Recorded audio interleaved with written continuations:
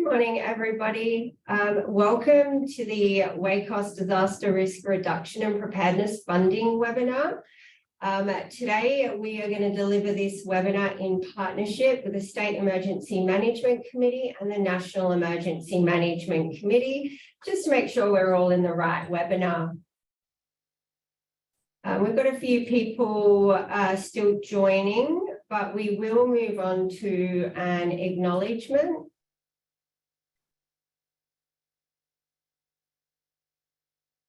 So this webinar is being delivered from Boorloo on Whadjuk Noongar country. We pay our respects to elders past and present and extend that respect to any First Nations people who are joining us here today. Okay, a bit of an overview. Today's webinar will provide an opportunity for you to hear about the WA-administered Disaster Risk Reduction Program and the Commonwealth Government-administered Disaster Ready Fund. We will also include a few short presentations from successful sector applicants and from a national disability advocate named Clare Gibellini, who will share some insight into why it's important to include people with disability in emergency planning. But before we do that, we'll just go through a bit of housekeeping. So it'd be really helpful if you all introduced yourself and your organisation and the country, the Aboriginal country that you're streaming in from, into the chat box. That'll give us a good opportunity to look at who's in the room and the vast Aboriginal representative countries that we have participating in today's webinar. It's important for us to consider First Nations people in emergency planning. I'm not sure if many of you are aware, but there's the National Close the Gap plan, and then there's the WA implementation plan, and both discuss the importance of First Nations people being included in emergency planning. And while we don't have a presentation on that today, we are really excited to be able to bring you a short presentation from Clare. So just on housekeeping, there's over 100 people registered today. So what we're going to do is we're going to go through all of our presentations. We're going to encourage you to log any questions as your presenters speak into the chat box. And then we will, at the conclusion of the presentations, we will then have a facilitated Q&A, which my colleague will help me with here. And we will introduce you to your presenters today. So my name is Leela James. I'm from AWST. I'm a disaster risk reduction manager here. My colleague Shelby Robinson is going to be helping us facilitate today's webinar. We also have Glenn Daniels from DFES, representing the State Emergency Management Committee, and Christine Comer from the National Emergency Management Agency. We're going to have sector presentations from Meredith Blaze at Volunteers WA and Jenny O'Connell from Developmental Disability WA. And those presentations will just share a bit of experience from successful applicants' perspective on what helps them through the application process. Now, if we have Clare online, I'd be keen to move over to a quick presentation from Clare on disability inclusive disaster risk reduction. Good morning, Leela. I am indeed here, and good morning, everybody. So my name is Clare. I am a woman with disability and am a member of the board of People with Disabilities Australia. I'm also part of the Western Australian Disability Advisory Council, and I'm also a volunteer bush firefighter. So I wanted to just quickly touch today on the importance of applying an inclusive lens to your applications in the way that it can benefit our community. So the first slide you'll see is a little bit of the stats. So the World Health Organization estimates that 1.3 billion people, or 1 in 6 people worldwide, experience a significant disability. 71% of those people do not have individual preparedness plans for disasters. 13% of those people with disability have nobody to help them evacuate. About 85% of people living with disability have not participated in any community disaster management or any risk reduction processes within their communities. And only 20% of people with a disability say that they would be capable of evacuating immediately in the event of a sudden disaster. Basically, what that means is that we are four times more likely to die or be injured. We're the first to be left behind and we're the last to be rescued in these emergency situations. Now, you might be thinking, okay, that's global, that's, not necessarily going to apply here in Australia, we're quite well prepared, etc., etc. But I'm here to tell you that unfortunately the numbers apply just as well here as they do in any other country of the world. Next slide, please, ladies. Okay, so here in Australia, we have a national disability strategy that runs until 2030. And for the very first time, we've actually been able to include disaster preparedness and emergency management in that national disability strategy. It states that disaster preparedness, risk management plans, and public emergency responses must be inclusive or should be inclusive of people with a disability and support their physical, mental health and well-being. Thing is, we know that most people with a disability are often not included in conversations in preparing for these events and often not included in recovery plans.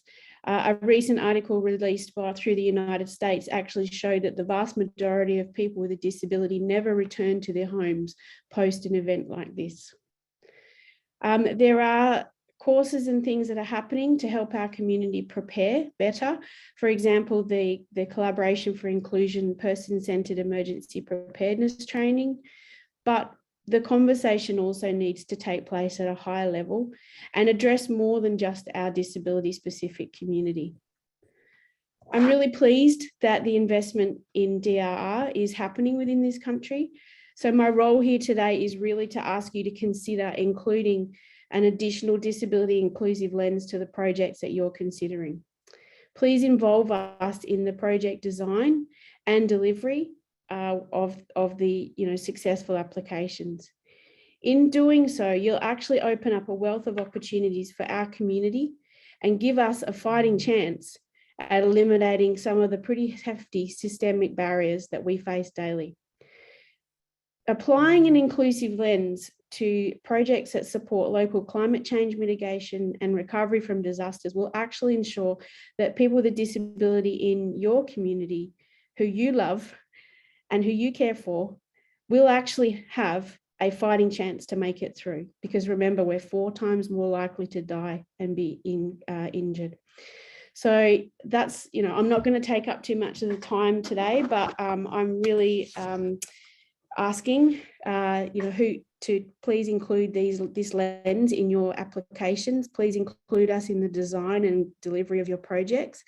And I know some of my colleagues who are in the room today are more than willing to have these conversations with you post, pre-application and post successful applications to make that possible.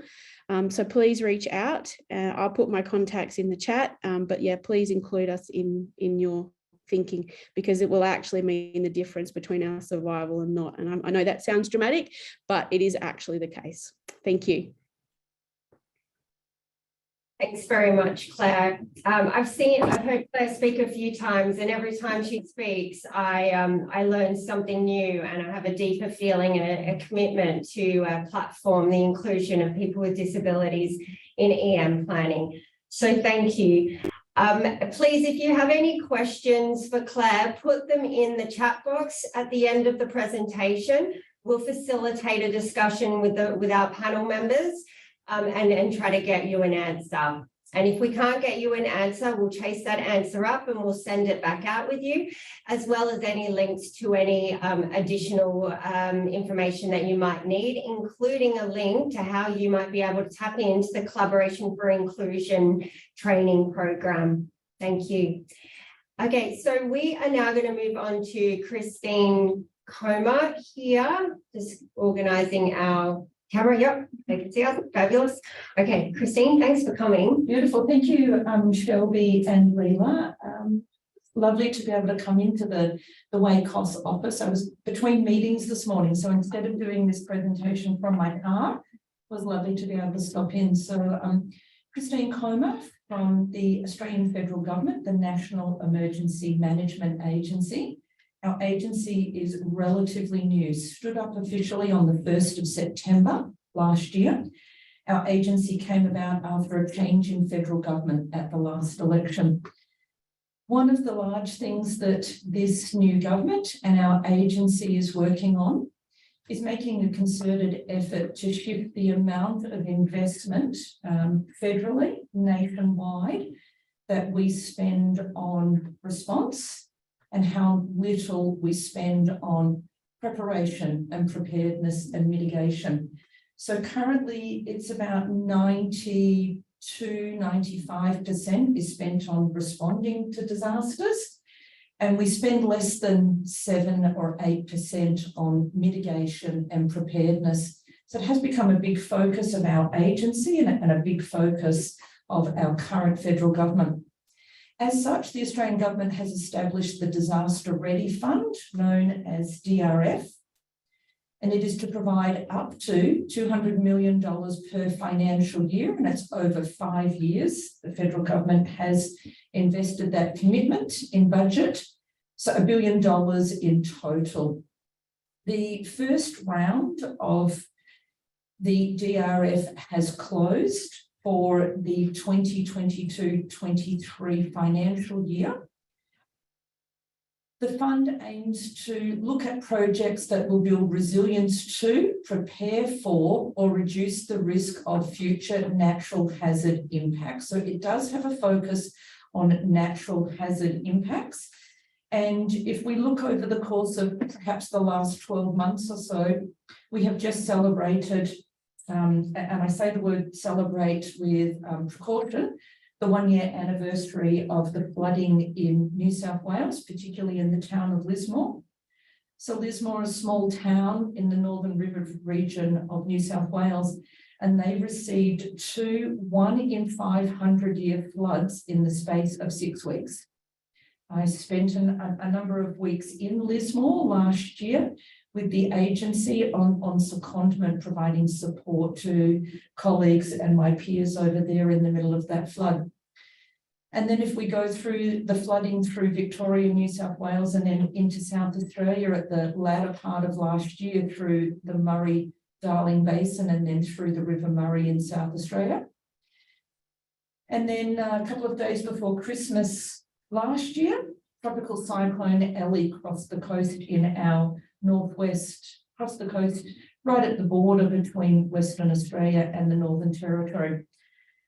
Following Tropical Cyclone Ellie, a low depression sat over the Kimberley region, most particularly the Fitzroy Valley, which runs through the Shire of Derby, West Kimberley, up in our Kimberley region.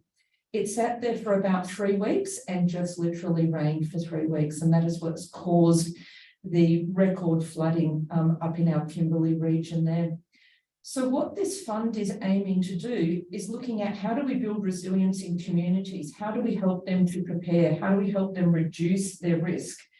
Now, there are some things that we're never going to be able to reduce the risk of completely, but we can look at how can we mitigate. And then more importantly, how do we build resilience so that when people do experience a natural disaster, they can get back on their feet a little bit quicker. They can get back on their feet through their own resilience and through their own means. So it's also about building that long-term sustainability of communities. So as opposed to just funding short-term projects, this is looking to fund long-term projects. It's a fund that's set up over 5 years, and it's about building on projects from year to year and really looking at projects that will be sustainable. Unfortunately, as we all know, through any type of government funding, often when the funding runs out, the project comes to an end. People move on to other jobs. This project is about looking really at that sustainability and making sure that communities are able to then move on when funding does come to an end or if there is a change in funding. Thanks, Shelby. Currently, under round one of the funding, only Australian state and territory governments were eligible to apply for the DRF. Here in Western Australia, the Department of Fire and Emergency Services is the applicant and the lead agency for Western Australia. The federal government has an expectation that DFES will consult widely with community groups and local governments in developing applications. And we're really, really pleased with the applications that have been submitted from Western Australia through DFES. The process is moving now through the processing of those applications in order for round one of the funding to roll out sometime between now and the 30th of June. So that's the time frame that we've got. So there were some wonderful applications that came in from the West Australian community and local governments. And yeah, couldn't be more pleased with the work that is being submitted for application. Project activities can target any or multiple natural hazards, including geological hazards and extreme weather and climate-driven hazards. So look, in Western Australia, there is enough to choose from. There are the obvious bushfire, flooding, cyclone, storm surges, but there are also some of the ones that we often don't consider. Earthquakes, we have those on a regular basis. Western Australia is actually quite earthquake prone. We tend to only get them on a minor scale though. Tsunamis, which may be triggered by typhoons or monsoons out in other parts of the world. So there are a lot of hazards that we can consider, and I think that there are more than a few that we could get through. Also climate-driven hazards. So we know that we have a change in climate, and we know that climate has changed over the years. Scientifically, we know that the climate has changed. And we know that that is also now a precursor to how we look at natural hazards. We know that our country is drying. We know that it is getting hotter. We know that in certain parts we have less rainfall. We also know too that we get extreme weather conditions. Kimberley floods, for an example, a 1 in 100 year flood. Lismore, 2 in 500, two floods that were 1 in 500 year floods within 6 weeks. So we know that the extremes are now really, really extreme. The categories of eligible project activities are within 2 streams. So stream 1 is infrastructure, which is self-explanatory, and stream 2 is systematic risk reduction. So that's looking at how to reduce risk. So I should have said, apologies, systemic risk reduction. So that's looking at reducing the risk. So maybe bringing the bushfire risk from 80% down to 50%, and then how would that make a difference? What would that mean to people living in those communities? So reducing risk, and then obviously infrastructure stream.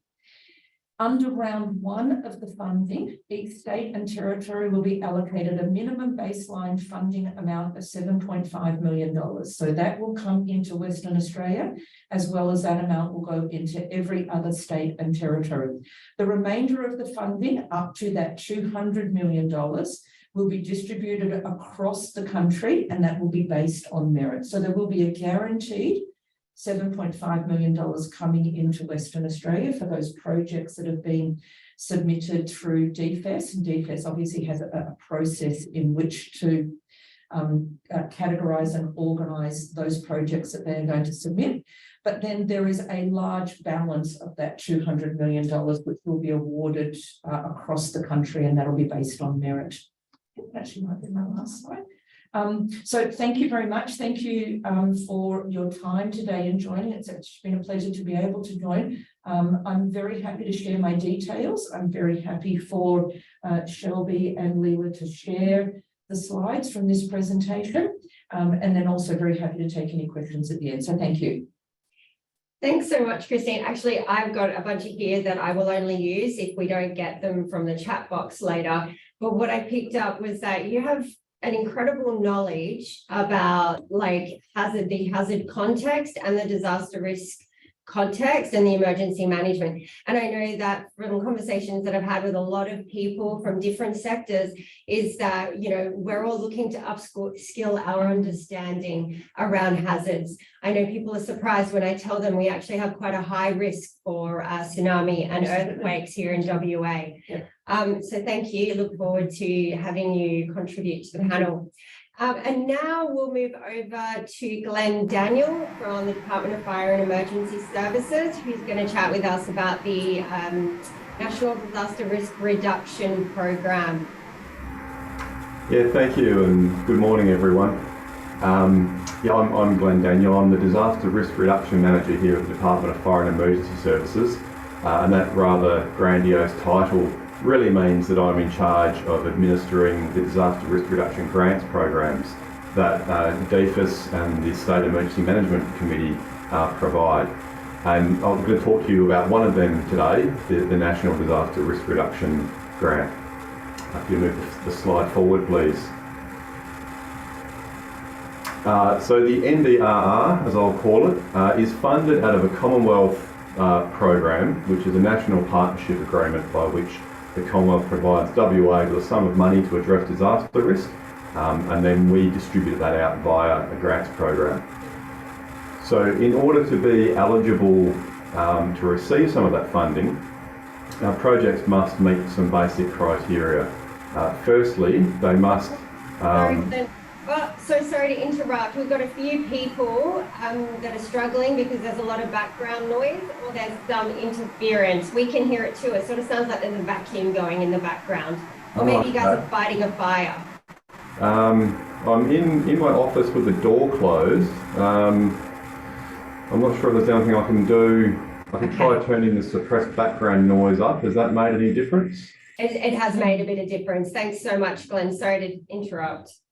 Okay, sorry about that. Hopefully you've all managed to follow some of that.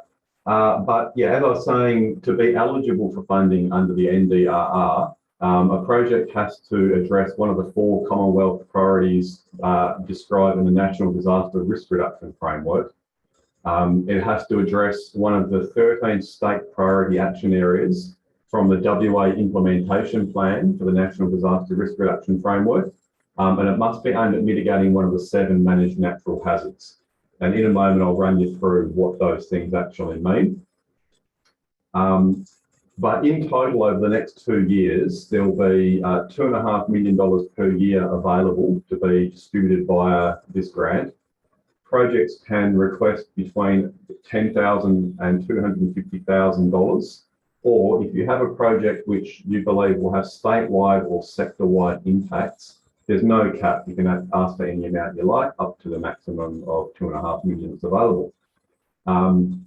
But project proponents have to contribute at least 50% of the total project cost in cash or in kind contribution.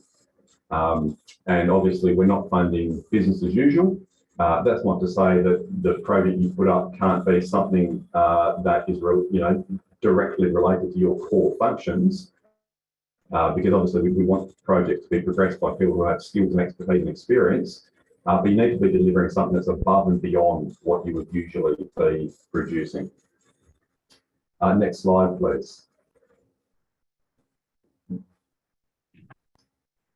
So I mentioned projects need to address one of the 4 priority areas from the National Disaster Risk Reduction Framework, and those priorities are understand disaster risk, accountable decisions, enhanced investment, and governance, ownership and responsibility. And under each of those priorities, there's a number of strategies that the framework recommends or wants to pursue. And I won't go through all of them. You can read that in detail if you look up the framework on the address at the bottom of the screen there. But there's a few there that really stand out to me as being highly relevant to the social services sector. There's things in there like improving public awareness of disaster risk reduction, addressing information and resource gaps, improving disaster risk information access for all stakeholders, practices that adapt to social, economic and cultural change, and supporting locally led place-based disaster risk reduction. So I'm sure you can see plenty of hooks and opportunities there for the sorts of organisations that you all represent. Next slide, please. So projects also need to address one of the 13 priority action areas from the WA implementation plan for the National Disaster Risk Reduction Framework.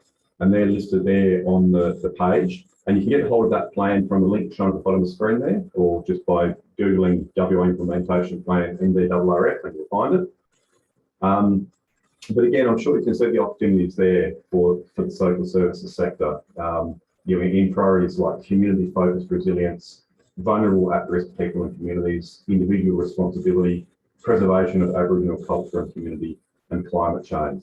So if you're, working in those sorts of areas, you can use this grant to build on your existing programs and tailor them to the emergency management context, or develop new initiatives that are along the lines of any of those shown there. Next slide, please. And the 7 natural hazards, of course, is pretty straightforward. They're bushfire, storm, tsunami, heatwave, flood, earthquake, and cyclone. So projects need to be aimed at mitigating the impact of one or more of them, or the risks associated with one or more of them. Next slide, thank you. So if you're interested in applying, this year's round will open on the 24th of April and close on the 29th of May. So applications need to be submitted in that window. And this year, for the first time, we'll have an online application portal that will be accessible via the SCMC website, which hopefully will make things a bit simpler for the applicants and a bit simpler for us as well. Although that's when the round opens, our role here in disaster risk reduction is to work with prospective applicants and help them to show good applications, help them to ensure that they're complying with the eligibility criteria, and generally provide information. And that sort of engagement can start at any time. So you're more than welcome to get in touch now if you've got an idea or the germ of an idea of a project that you'd like to kick around with us and see if you can turn it into something that might be successful through the NDRR. So the application itself is not too onerous, really. There's an online form you'll complete, and it really just asks you in simple terms, what's your project planning to do, and how is that going to positively benefit WA communities by reducing disaster risk. It'll then ask you to demonstrate your alignment with those Commonwealth and state priority action areas. It will ask, where your project is going to be happening and what portion of the community will feel the benefit from it. And you lay out a simple budget, which shows how much money you're asking for from the grant, and how you will make your organisational contribution in cash or in kind. And you'll set out the deliverables and milestones and timing of them. And if your project is successful, we'll take that information you've provided there and turn it into a funding agreement that will be struck between us, and we'll go forward from there. And just on the funding too, just to note, the grant is usually paid 50% basically up front. It's tied to the completion of the first milestone, which is normally just something like signing the funding agreement, and then 50% on completion. That is negotiable because we recognise that a lot of social services and organisations and local governments as well have issues with cash flow. So that is negotiable, but we do like to hold a little bit back to encourage people to complete their final reporting and make sure they actually finish things off as they're meant to. Next slide, please.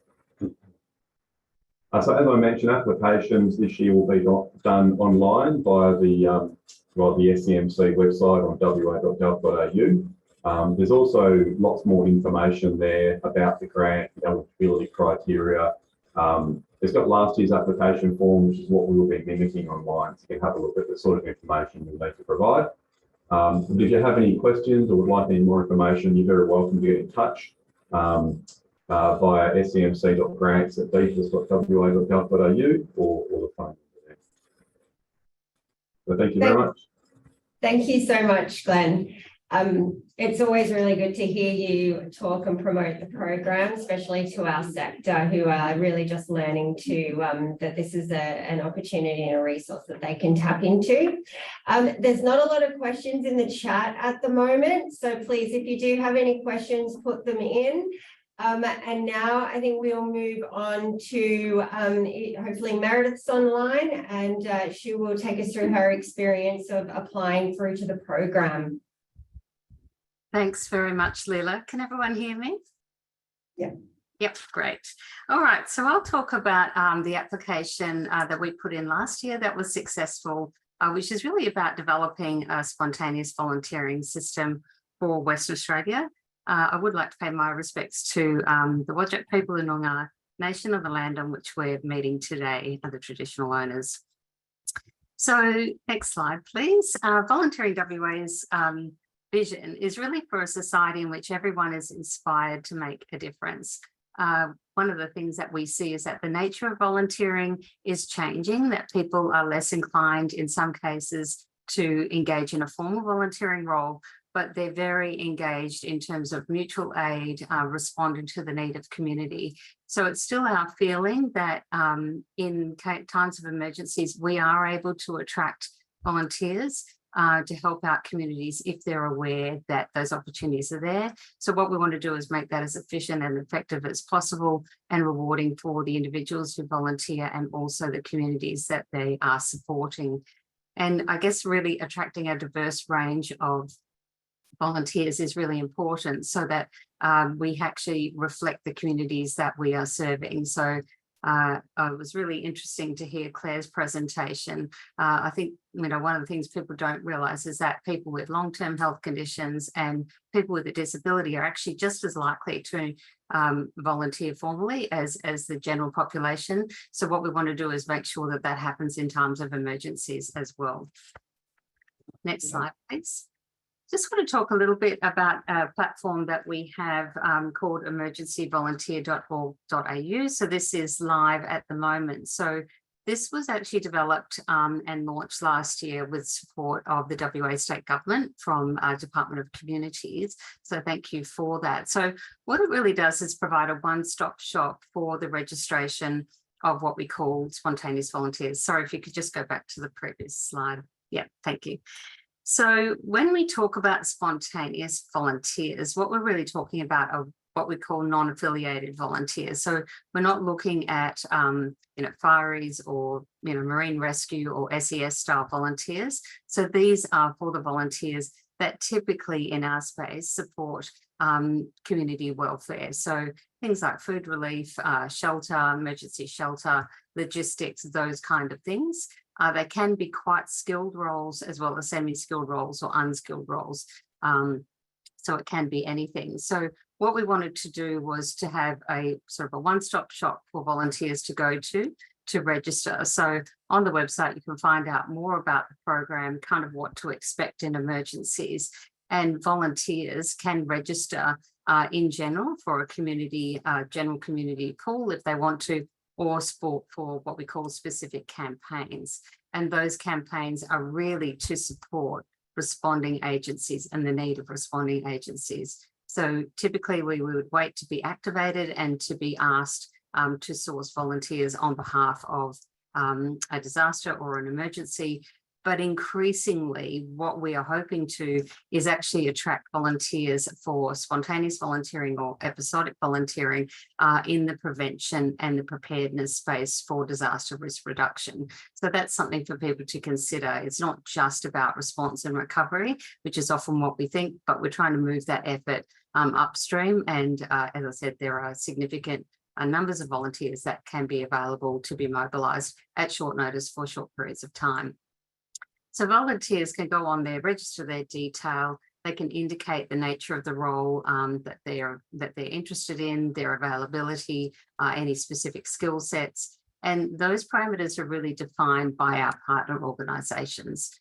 So that might be a volunteering involving organisation. So typically someone like Salvation Army, Men's Shed, or it could be a local government area that have got a specific need in an area. So they can tell us the parameters. So it takes us typically 12 to 24 hours to stand up a campaign. So it's quite quick. and we promote it through social media, and we can define those roles as much as you like, really. And also things like you can do postcodes so that you can look just for local volunteers. So that removes the issues around obviously emergency shelter and transport in some cases. So it's really an opportunity for us to meet the needs of the partner organisations. So once we have a partner organisation, they can then, you can see to the top right hand side, they can log in and they can see the volunteers that are available, and they can begin their selection and recruitment process in emergencies. So this platform has already been widely used. So it was used last year pretty much across Australia for the Australian government was looking for additional companionship in residential aged care as the tail end of sort of COVID response was happening. So it was used to recruit from there. And it can link to quite a sophisticated back end, which will allow organisations to, schedule shifts on board, go through screening processes, note whether or not certain training has happened, recognition, et cetera, et cetera. So it is quite a comprehensive end-to-end system. And obviously it is free for our partner organisations. So it's really an opportunity to get in touch with us, and we can put that in place. Currently, it's being used still for the New South Wales floods, and also you can see there the Kimberley flood response in WA. So I hope that gives you a feel for that. So I'll go on now to what this project, so the project that we put in. So we're in quite the fortunate position that we actually had the IT platform, but we didn't have the volunteer management system that really wraps around that to support the ongoing operation of it. So our application was really to put that in place for West Australia. I guess it's really important to us that one of the legacies is that it is aligned. Sorry, if you can go back to the last, thank you. Aligned and integrated into the emergency management settings in West Australia. So the intention is that it doesn't sort of stand alone. We're really here to provide a service to our partners and to the state and to our communities. It doesn't sound very exciting, but I guess a big part of what this project is about developing policies and procedures. And there is an international standard for the management of spontaneous volunteers called ISO 22319 that was actually established in 2017. Australia is a signatory to that. So we thought it's a fantastic framework that actually goes through all the things you need to do. So to give you a feel for what that involves, it's around clarifying roles and responsibilities to lead, manage and coordinate spontaneous volunteers. It's about things like understanding the motivations of spontaneous volunteers and clarifying issues of liability. So that those three things are really sort of the foundations that the whole system will stand under. And then you have sort of the life cycle of, which can happen quite quickly in emergency settings, but defining the relationship of emergency volunteers. One of the issues that we see is sometimes it's very unclear about who volunteers are actually reporting to. So we need to sort of get those lines of communication clear. So which is good for the volunteer, good for the buyer, and also good for the community that they're serving. To understand the risks, to manage the risks and reduce the risks associated with the volunteers, select them, train, induction, orientation, activating and coordinating them, setting the expectations, monitoring the tasks, recognizing and rewarding, and then building capacity back with a feedback loop and also continuous improvement. So what sounds quite dull, I think really will be quite important in terms of actually building that legacy and continuous improvement in sort of collaboration with the community. Another function of the project is about developing online resources.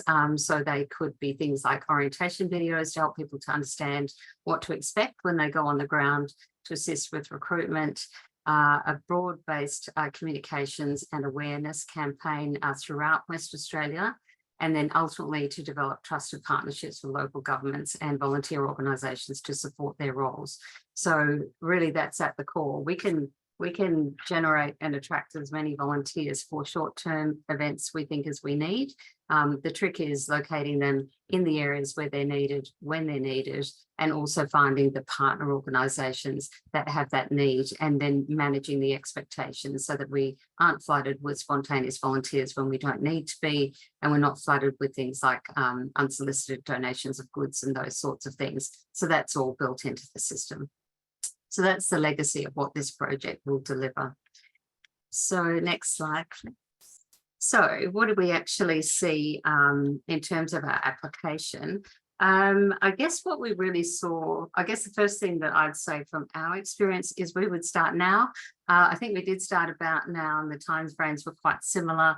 It never hurts to start too early, just really thinking about what you're looking for. So one of the things that we say is, what are you seeing on the ground? So what are the issues that have triggered this? So how does it align to Commonwealth priorities, state priorities, and the natural hazards? So what is the issue that you're actually responding to?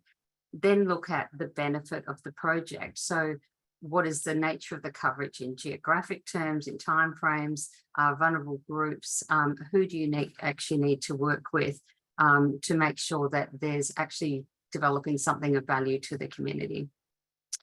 Another one is the value of the project. So it's looking at, you know, is this the right fit for your project? Is NDR the right grant? Are you the right organisation? Do you have the skills? Do you have a formal mandate in this area? It shouldn't be business as usual type activities, and look at potentially for other funding sources, how you're going to fund your contribution or other partners that may contribute as well. And lastly, what does success look like? So what are the deliverables? How are you going to manage the risk on the way through? I think that, I don't know that it's changed, it probably hasn't, but the application form from last year was actually quite a good project sort of planning template. So my suggestion would be maybe have a thought about going through it relatively quickly. And so it'll sort of start to pull out where things are clear, where you need some assistance in terms of clarity, or where you need to partner with other people or gather more information to flesh out what your project is actually going to do. So the actual application form we did find quite helpful in terms of shaping a meaningful project. The last thing I want to just mention is the need to collaborate and just to appreciate, I guess, the people that we worked with. So, at the end of the day, as I said, we wanted something that was going to be of value and something that would have practical application in West Australia. So we worked closely with Leela from WACOS. Thank you, Leela, for your help. And one of the things, for example, with WACOS is we wanted to make sure that we complemented their existing program, which is really about business to business kind of style goods donations at times of emergencies, whereas we're more working on the volunteers. So both of our platforms actually reinforce each other without gaps or overlaps. I also wanted to recognise Matt McNally and Andrew Sanders from the Department of Communities, who are a good sounding board and provided suggestions on the way through.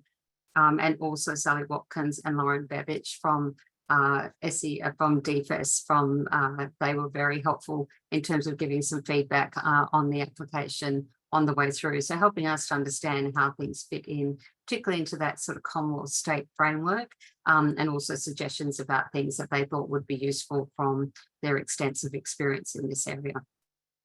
Yeah, thank you. That's all I have. Thanks so much, Meredith. It was such a great presentation, and the advice you gave was really practical and ticked off a few of the points that I hoped would come up. And also, while the project may sound administrative to some, it is such a thorny issue every time there is a disaster. How do you harness the spontaneous goodwill? So, I'm sure we're all very grateful to the work that Volunteers WA do, and look forward to supporting and promoting the platform as we go forward. So now, if Jenny O'Connell is online from Developmental Disability WA. Yes. Fabulous. Thanks, Jenny. Yep. Thank you very much for having me. I haven't gone into anywhere near the amount of detail that Meredith has, because Jenny, sorry, again, we're hearing a lot of feedback. I'm not sure if other people are hearing it, but it sounds a bit hard to hear. I'm not, yeah, Meredith is nodding as well. I'm not sure if there's something. Okay, I'm not sure what I can do to. Okay, I'm not sure what I can do about that. Has anyone got any suggestions for me? Glenn sorted his out pretty well by turning on the background interference button. I don't know if that will help. Glenn, are you online? Yeah, that was just in audio settings. Turned up the suppress background noise option to a higher setting. Suppress background noise. Let me see if I can find that. Okay. May not be background noise though. It does Is sound that- bit. Is that making any difference? Yeah, I think, yeah, it is better. Thanks, Jenny. And we'll persevere with you. And we've got lots of opportunity for questions.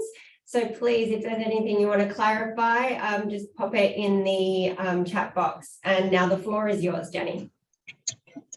So apologies for the sound. I'll do the best I can. Haven't gone into the detail that Meredith has gone into, mainly because we're in the developmental, very much in the developmental stage of our project.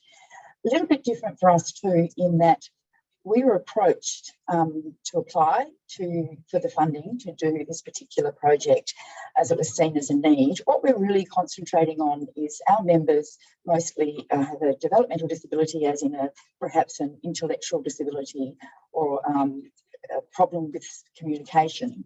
And quite often they do have difficulty in reading a lot of information and also even understanding information that may be broadcast. So we're just trying to help that along and to make it easier for them to understand what happens when a hazard is presented, and to perhaps be ready for something, because it could be very overwhelming to many people. It is to everybody, but particularly for our members who may not have considered disaster or hazards before.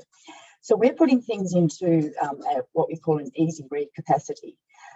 Again, we decided not to put up a slide because we never feel that our easy read is finished or until we put it to our advisory council, so they can have a look at it and see that we are on the right track to make sure it's something that they can understand. So I didn't want to put up something that hadn't been checked yet by our advisory council to see that we're on the right track. But I can just very quickly show you the idea. If you're not familiar with these, I know this will be back to front, but you can basically just see that it is a picture with very little information next to it, and the picture is meant to really tell the story. In this particular one, we're just looking at putting together a disaster kit so that they've got something ready should they need to, they're out by themselves and they need to have sort of things that are available to them, or they might need to take with them. The thing that we've learnt the most already is that there's a lot of things that we don't know, and we need to talk to a lot of people to do that. And I'm very grateful to Claire and Lena already for opening our eyes to a lot of areas that we need to really think about. And we can also already see that there's a lot more scope than just this project and how it's going to be continued on. And it opens up some of the other areas that we need to think about. Claire's already mentioned, you know, what happens? Do we know where people are that might need extra help in a disaster, and how do we get that out there? And some councils and areas are very good at that, and others maybe not so much. Claire also mentioned to us about once she had an example of somebody who went to an evacuation centre and didn't know that they had to check in, they had to say that they were there, they didn't know what information to give. So we're already thinking, okay, as part of our project, maybe in our disaster kit, we need to have an information sheet that people can have ready, maybe have it laminated with their name, where they live, any particular extra help they might need. So already, I think in talking to people and expanding the project just beyond your own organisation and seeing what else is needed out there, you can perhaps increase the scope a little bit, or think about what funding you need to go on to. And we'd be very happy to talk to people about things that, obviously our main core is to focus on the easy read and to hopefully get that not just to our members, but get it out to other people so they can put it on their websites.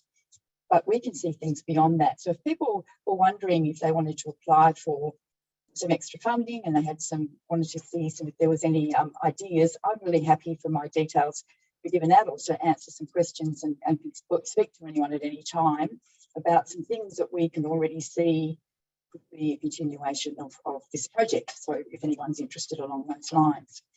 The main thing though that we're looking at is preparedness. We're going to do a general preparedness for overall hazards, and then we're going to specify on about 4. So we'll look at bushfires, we're going to look at storms, cyclones, and we thought one thing that is quite important for our members is perhaps heat stroke. There's not necessarily a lot out there. They may not necessarily think about what they need to do in that situation, which can be quite important with changing climatic conditions, could be something that becomes more relevant as time goes on. But generally, hopefully, our general preparedness would be something that could apply to most situations, with, as I said, just a little bit of extra information on some of the ones that are more prevalent in Western Australia. We're very lucky that a past board member has been in DFS. He's retired now, but has given us some really good insight. So that, again, has been really helpful in, as I said, when you're not an expert in this field, but you're trying to help people understand it, you need to talk to as many people as possible. And I've found that already extremely helpful, and people are very, very kind in passing on information. The other thing I guess we have had to look at is we're really grateful since we've applied for the funding that we've got very clear guidelines from DFS about when we need to meet our milestones, how we need to report on it. It's really clear. I came into this project well after the funding had been applied for.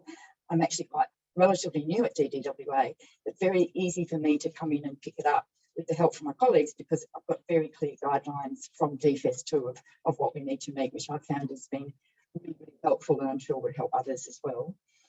I guess, as I said, that probably our most important part of this is we're developing some drafts. We'll put it by people who understand what DFS is after, but then we really want to put it to our members to make sure they understand. That is our most important, if you like, test. And that's something that we really want to get to as many people as possible to make sure that we're going along the right lines, that our easy read is easy for them to understand and come away with the information that they need. And then we can sort of hopefully disseminate it out, as I said, beyond our members to people that will be interested to put it on their websites.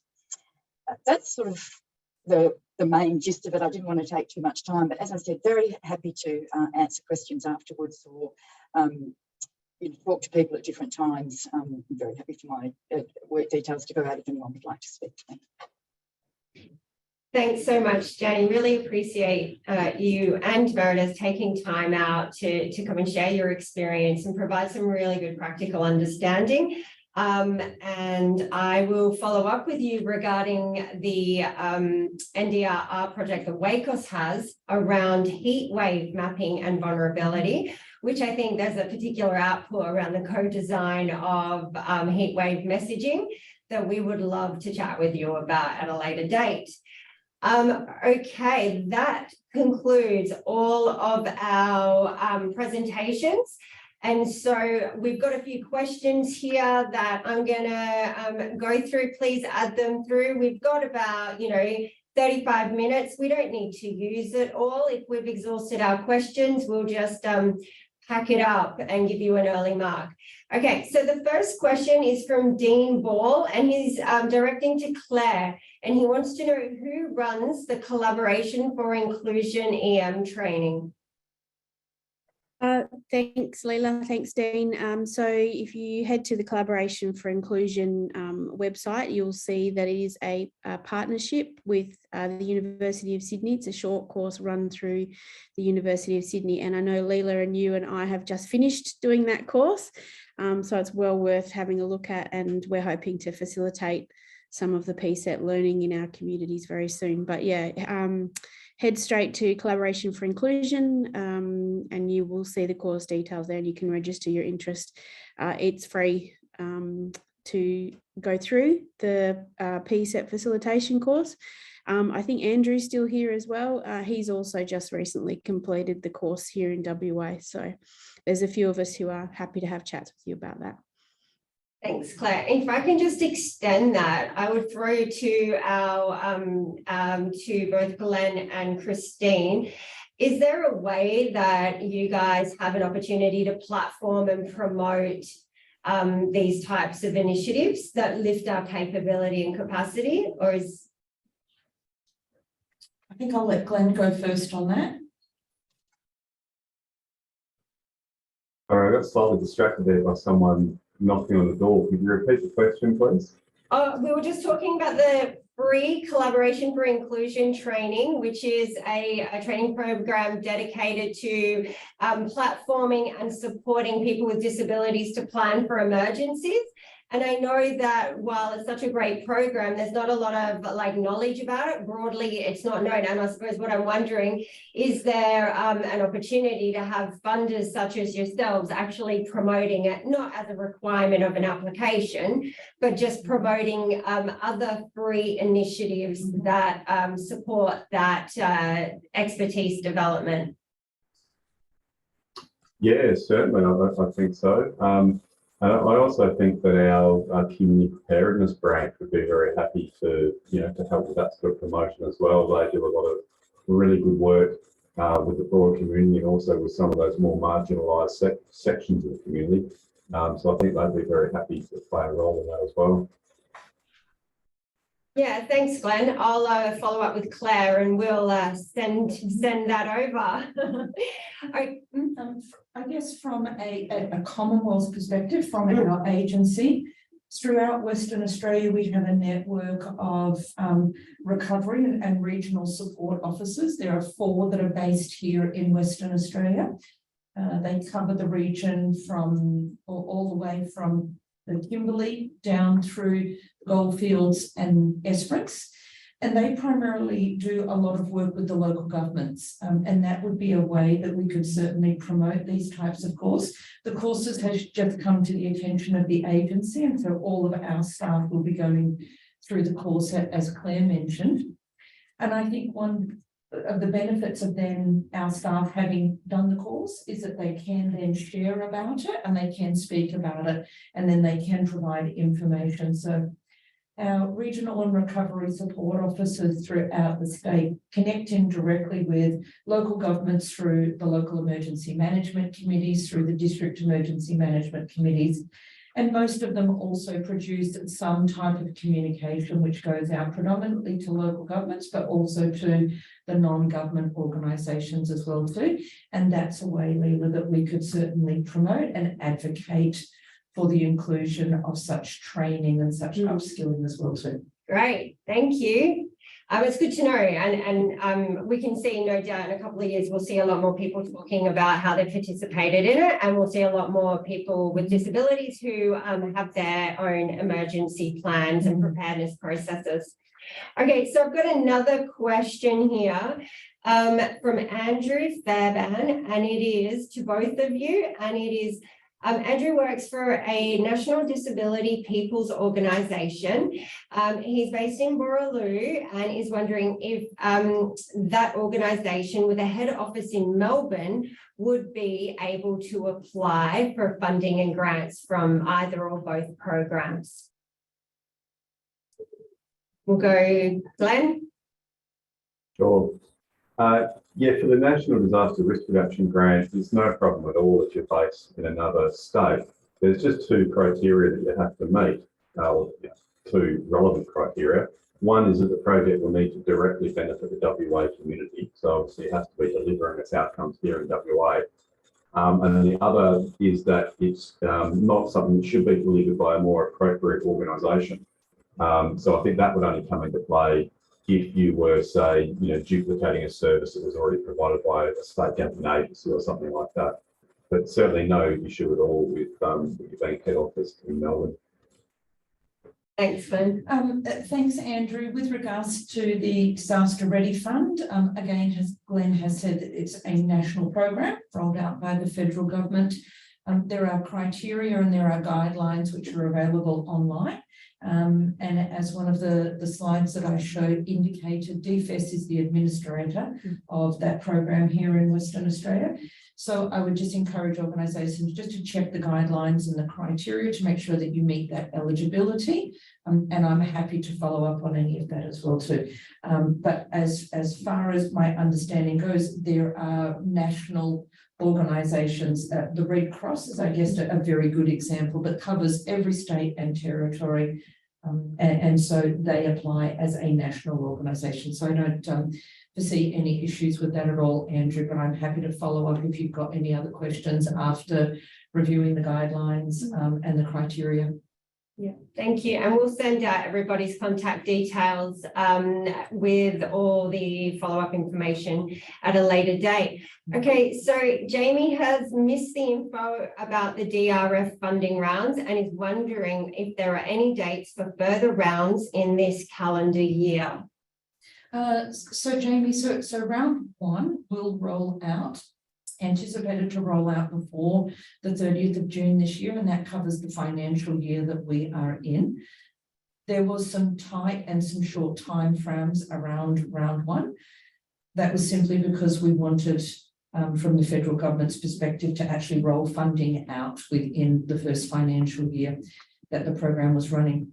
So round two will roll out in the next financial year. So whether it actually rolls out in the second half of this year, so the beginning of the 2023-2024 financial year, I don't know. That aspect of round two is actually still being put together now and being developed, taking on board feedback that has come back from round one.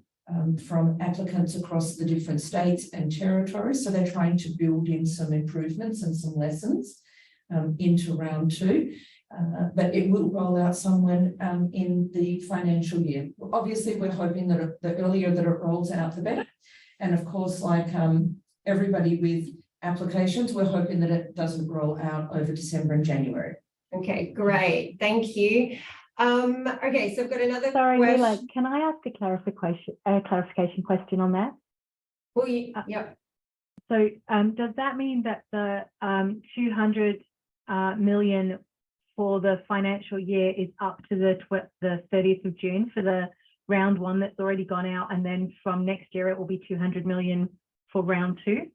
Yes, yep, you're exactly correct. Yep. Thank you. So $200 million up to $200 million each financial year. So yep, exactly, Jamie. Okay, so okay, this will be a question to Glenn. However, I think it relates to both of you. Can you talk a little bit about how organisations, particularly small organisations, might manage to identify a 50% cash or in-kind contribution? As we've already discussed, a lot of agencies don't have like a lot of cash flow. And obviously, you know, this has come up before with applications. So I'm just wondering if you could talk to that. Glenn, would you like to? Yeah, sure. It can be difficult. And I think identifying in-kind contribution is a really important part of that for a lot of organisations.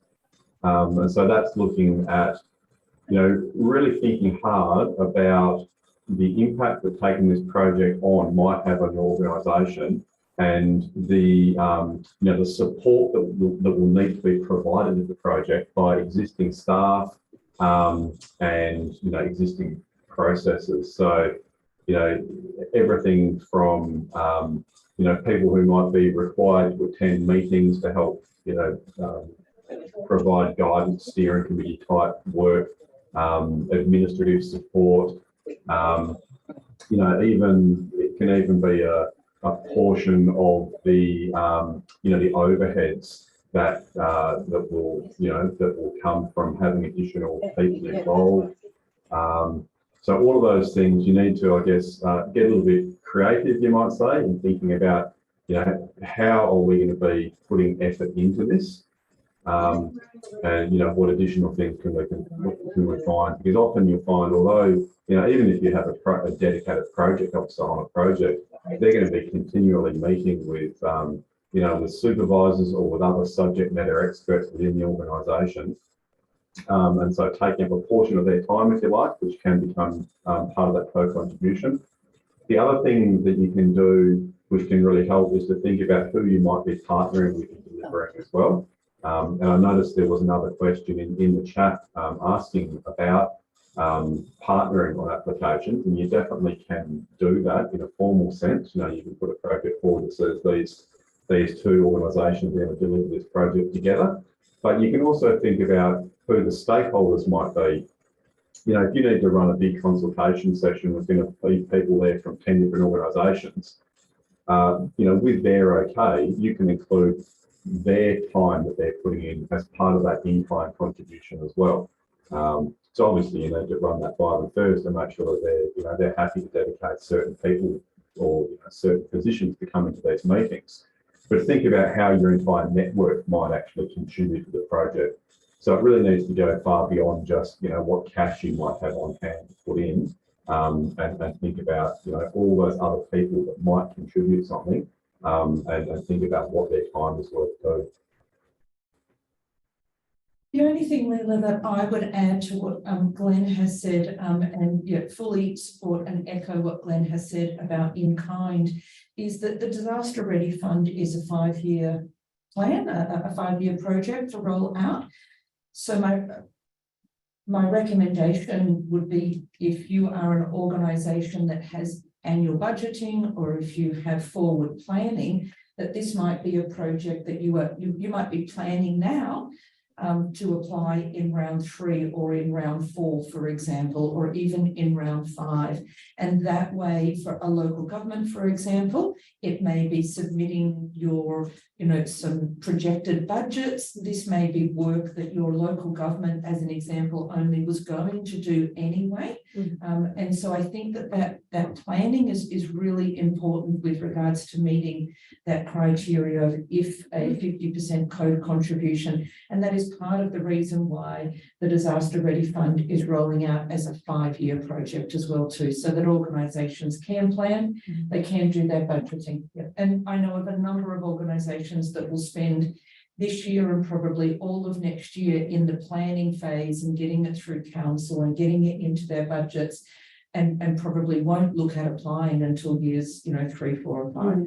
Okay, Yep. thank you.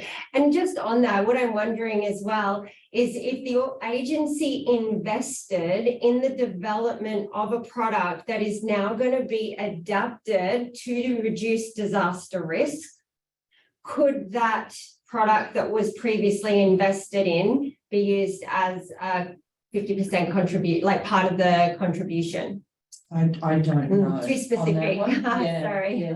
Very specific. It's looking then at retrospectively looking at projects that have already been, delivered, so to speak. But what I would say is perhaps outcomes of some of those previously delivered projects, they may inform the next level or the next stage of you. So you may have done phase 1 and phase 2 of an infrastructure mitigation project, and then you want to apply for funding that maybe you can do, phases 3, 4, and 5. So I would say that it certainly can inform. I don't know whether it could count as in kind. But if anyone else is wondering about that, consult the criteria and the guidelines. And if that still does not provide you with an answer on that, then definitely come to me for some further advice on that. Great, thank you. I've got another. Sorry, Glenn. For a moment, there is a line in the DRF guidelines which says that co-contributions can include funds the applicant has already invested in a program or project on or any time after 1 July 2019, where the Commonwealth contribution from the DRF is likely to extend or enhance that project or program. So it's not absolutely explicit about what that means, but to me it sort of suggests there is some scope there to say that if you are, if you're going to take something and make it, more suited to the EM sector, then perhaps there could be an avenue there to use some of those co-contribution. Yeah, thanks, Glenn. And I think that the key thing here is that if in doubt, reach out. Yeah, reach out, because it sounds like you both really want to support applications to be eligible, especially if they're going to have that desired impact. So that's the key thing here. Okay, I've got another question for the both of you, and it's from Stuart Jenkins, and he's asking about projects that where organisations partner. Is there scope within an application process for organisations to partner with other organisations in lodging an application? Maybe we'll go to Christine first. Yeah, look, absolutely, there is within the DRF, and we would expect collaborative projects might be the way to go, particularly for small organisations or organisations which may benefit would have a greater benefit if they were to partner with another local government, for example, or a charity or a not-for-profit or an NGO. Expect that would actually be quite popular, yeah, and certainly really encouraged. Yeah. And what it also does, Leila, is it breaks down those silos. It's then not having, one organisation or one local government applying for some funding when their neighbours over the boundary or their neighbours in, the next building could have benefited from it as well too. So that collaborative nature and that working together across the landscape is highly regarded in general. Great. Have you got something to add, Glenn? No, I just agree 100%. Partnering with other organisations just increases your reach, increases your impact, increases your access to skills and expertise and experience. And yeah, I'd strongly encourage it. Yeah, great. Thank you. Okay, so I've got a question here, and I'm not sure who it came from, but I'm going to read it out. For infrastructure funding, could that include retrofitting projects for low income and social housing, which also assists in developing employment opportunities? I guess from the Disaster Ready Fund, it has to tie into that disaster risk reduction, and it has to tie into the emergency management spectrum of it. So that is where a lot of times with grant applications, it's about knowing what the criteria is, knowing what the guidelines are, and then how you can get your project to meet that. On my initial thoughts on you just reading the question, Leila, is that it probably needs a little bit more stretching out as to how it will connect in to disaster risk reduction, how it will tie in with the guidelines and the criteria. I like the idea of the project, and it's just about making those connections there as far as that goes. So certainly happy to talk through that with the owner, the author of the question, to try and put some more work around that. And it's just about, trying to get your project to meet the criteria. But essentially, it is about disaster risk reduction and how can that thought bring about disaster risk reduction. Okay. Glenn, did you want to add to that? Yeah, similar answer, I think. As long as it ties back to disaster risk reduction and how retrofitting is going to benefit that, which obviously it can if you are, making something more resilient to storms, more resilient to flooding, those sorts of things can definitely be tied back to it. From the NDRR perspective, probably the amount of money we're granting might restrict your ability to do those sorts of projects. It might be one that's better suited to the DRF, where that pool of money and the cap on project funding is a bit higher. Yeah, great, thank you. Okay, I've got a question from Meredith. From Kalina and Greg. You mentioned it's free for our partnership organisations. Can you please elaborate? Yeah, great question. So basically what we call our partner organisations, really it's anyone who's any volunteer involving organisation, which can include all levels of government. As I said, traditionally volunteer involving organisations that are deployed in an emergency response capacity in WA. I guess we use the term partners because what we'd like to do is actually establish a relationship ideally before the emergency. So just so that there's an understanding of how things work, how best to connect. So if anyone has, wants to work with us, we'd just like to sort of go through a familiarization process so that we've got contacts with you, you've got contacts with us, but really it doesn't have to be that formal. If you've got a need in an emergency, contact Volunteering WA, and that's part of what this project will do, make that easy to do that, and we can support you. Great, thank you. Okay, so I've got one here, and more it's like a seed.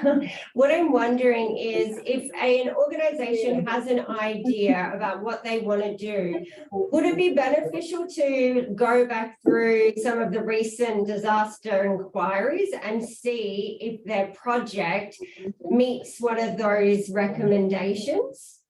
Like, would that strengthen an application? Look, I think from the Disaster Ready Fund is a brand new fund, so it doesn't have a lot of history behind it. So we can't really share a lot of, the previous successful applicants. We'll get there after this round of funding rolls out. So we don't have a lot of history behind this grant. So I can't point, sort of like in that regard. But there has certainly been, from the federal perspective, there was the Preparing Australian Communities program, which rolled out last year, and there's a lot of projects which are still being implemented now for that. There is also, through the National Emergency Management Agency, the Coastal and Estuarine Mitigation Fund, which is rolling out projects as well too. So there are certainly some previous federal projects, and information on those is available on the NEMA website, and that is just nema.gov.au. So that would give you a history of some similar applications that have been successful. But I think exactly what you're saying, Leela, that is just all part of the research and part of building your application. And yeah, that type of background work and workshopping what has happened before and what has been funded before. Keep in mind that funding can be historically directed based on disasters. And so we sometimes see a lot of funding for bushfires after a bushfire and floods after, major flooding. And that is only natural that the federal government is going to roll out funding to support disasters which have happened, and sometimes they are funding programs that exist through the disaster recovery funding arrangements, and sometimes they are specific funding which will be rolled out by and supported by the federal government. So yeah, absolutely agree with what you said, and that's sort of, there is a lot of information out there which can support building an application. Great, thank you. I've got another question here from Elaine Olson. How can collaborations be facilitated, i.e. letting each other know about our prospective projects so collaborations, partnerships can be facilitated? I guess through these type of bringing together of, people, organisations, agencies. I mean, this is certainly an opportunity for everybody that is here today on the webinar to start thinking about collaborating together. Yeah.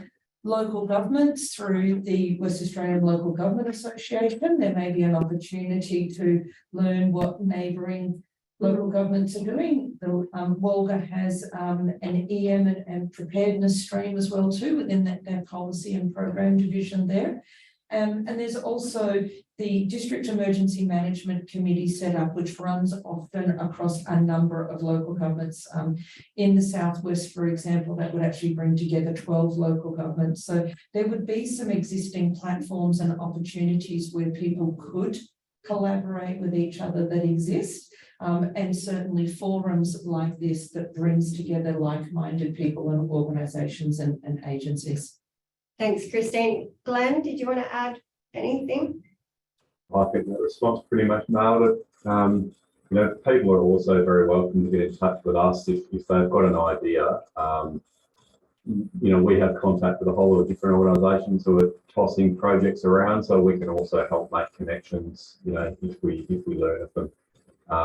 But I think it'd have been an amazing idea to have sort of a centralised place where you could register that, you know, you have an idea and are looking for projects and that sort of thing. I think that as a platform, that could work really well. Yeah, I have raised this with multiple departments and organisations. I've got this vision of a geolocated community resilience map for Australia, where you can go in and plug in your project and its impact area and everything you want about it.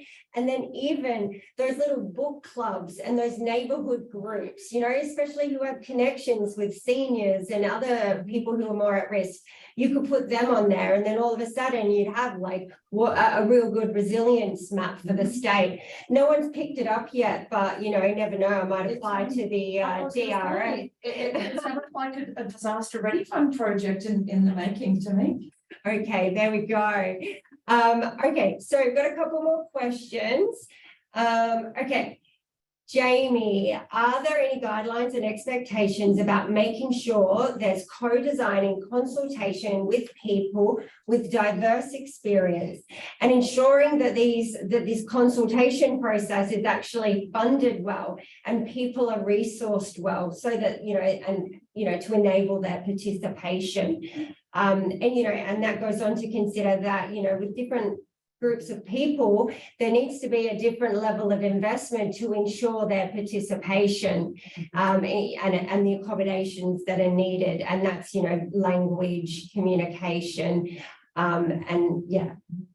So there certainly is for the Disaster Ready Fund, and I would just again direct people to the guidelines and the eligibility criteria on our website, and then also, given that the Disaster Ready Fund is administered by DFES, again, suggests that early and often communication in there with regards to what your project might look like and who you should be consulting.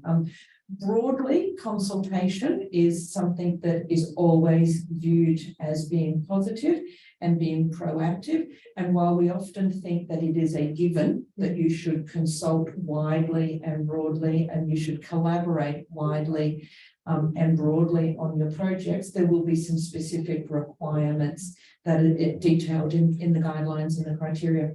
Great, thank you. Glenn?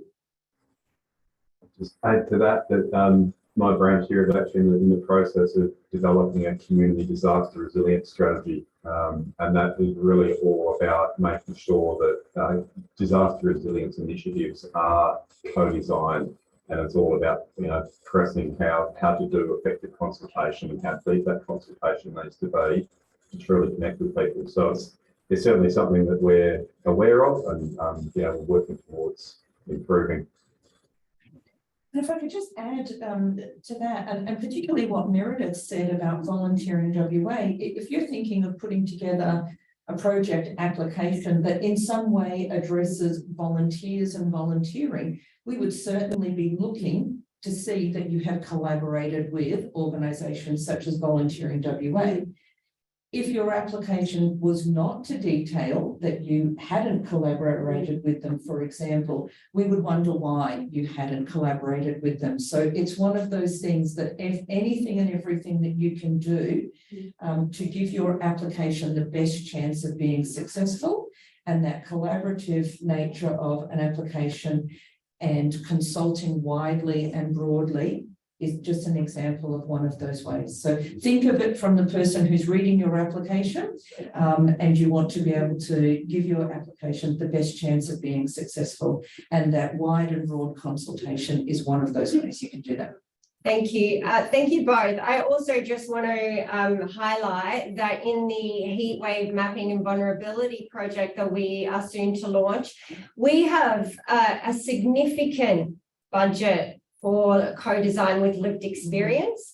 So the NDRR program, given the right application and the right impact, does appear to fund that co-design process. I'm really excited, and I'm just so grateful because even in the initial stages of our heatwave project, the lived experience advice that we have got has already shaped our impact across this project. Claire, sorry, Claire, I didn't, because I can't see you. Right. Go to you, but go for it.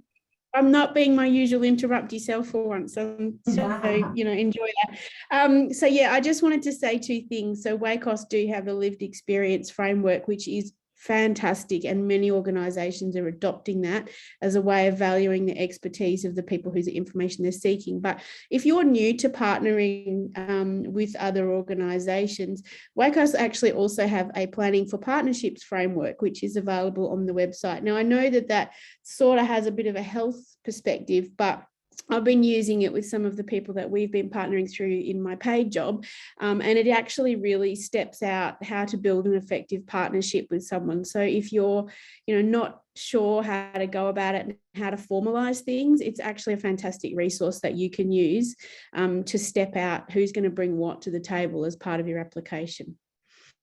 Thanks so much, Claire. Really appreciate you pitching those really great resources. I'm conscious not to, because I'm supposed to be invisible as a facilitator, which I never am. Okay, so we have got to the end of our questions. If there's anyone that has one more and they want to bump their question, otherwise I'll move on to next steps. So what we're going to do, oh, there we go. We have a question. And we're going to need to keep it super short. Okay.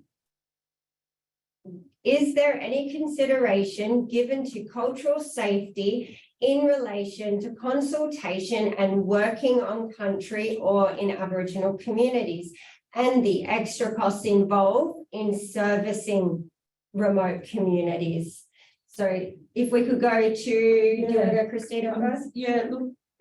Just quickly, given time, that is something that is really, really important and critical, is that you're tying into the correct agencies and organisations before you decide to go out and do your on-country consultation. There are a lot of Aboriginal and Indigenous ways that you can consult and collaborate. I would refer you to our federal counterparts at the NIAA, so the National Indigenous Australians Agency. Seek some guidance from them, and also to seek some guidance from the local government before you would venture out. A lot of the Aboriginal prescribed body corporates or incorporated organisations would be very open to being able to engage. The Southwest Aboriginal Land and Sea Council, for example, covers the majority of the Southwest. So there are a number of organisations out there that you can consult in, and I would really strongly encourage you to do that consultation in the first place as part of your planning. And yes, there is obviously extra cost involved in servicing remote communities. And if that's going to impact your project, then you have to really make sure that that is being budgeted for and that's being included in your application process there, because it certainly is an extra cost. Thank you. It's a great answer. Glenn, did you want to add anything to that? Yeah, very similar. We recognise that culturally appropriate consultation is really important for all projects, really, anything that's going to be having an on-ground impact. And it will take time and it will cost money. So make sure that's built into the budgets and the milestones in your project applications. And as with other forms of consultation, as was mentioned earlier, in a project application, we would be expecting to see evidence that consultation has occurred in developing the project application, and also that consultation is planned throughout the project. So yeah, definitely a consideration and something that should be worked into the application. Okay, thank you. Thanks so much for your question as well. Okay, so just before we wrap up, I'm going to let you know how we're going to move forward. The webinar was recorded. We will make that available. We'll also pull together the slides individually, or the slide package with them all, and a range of links and further information that have come up through the questions. And we'll send that out to participants. As part of our launching of the heat wave mapping project, Shelby and I are going to start doing a disaster risk reduction and community resilience monthly newsletter. I know, another newsletter. So, but we will send you a link that if you want to subscribe to that, I think that'll be a great place to hear more about these opportunities, because no doubt we'll have Glenn and Christine back in the future to discuss more about this. Now, finally, before I go, and we've still got a couple of minutes, we're going to shut down now, but we're actually going to load a video. I was really happy today to see that none of our presenters or our questions used the term natural disaster. This is an outdated term, and just to promote why it's outdated, we're going to close off today's webinar with this video. So while the video is playing, if there's any links you want to grab from the chat or you want to copy it, do what you need to do. The video is only a minute or so long.